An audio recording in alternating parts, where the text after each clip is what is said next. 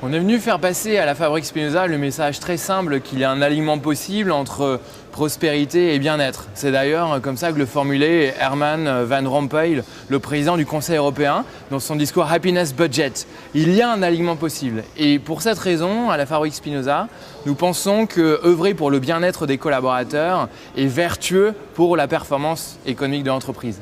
L'économie du bonheur, c'est une forme d'économie qui s'interroge sur les leviers, les déterminants du bien-être d'un individu et cherche, ce faisant, à apporter du contenu nouveau aux politiques, mais également aux organisations économiques pour favoriser ce bien-être.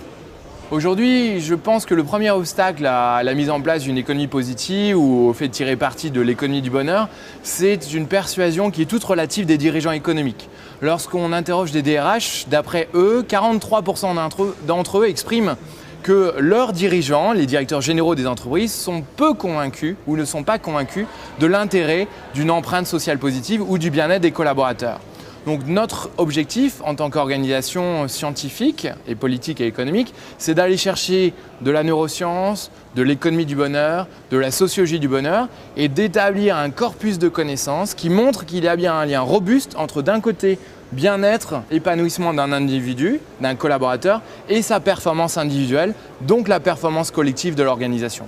C'est une question d'audace parce que lorsqu'on est en période de crise économique, lorsque des individus commettent l'irréparable dans leurs organisations, lorsque des entreprises sont focalisées sur la réduction des risques psychosociaux, leur parler de bien-être, leur parler d'économie positive, c'est, semble-t-il, être à contre-courant.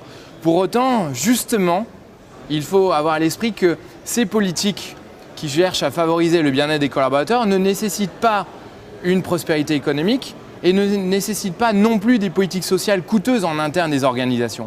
Donc même aujourd'hui, c'est l'occasion de réfléchir à une économie positive.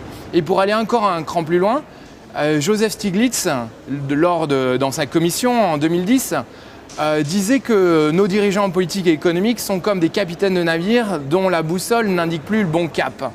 Et il allait un cran plus loin en disant que peut-être que justement en mettant en œuvre des indicateurs de bien-être au niveau national et au niveau des organisations, il serait possible de dessiner un chemin pour sortir de la crise.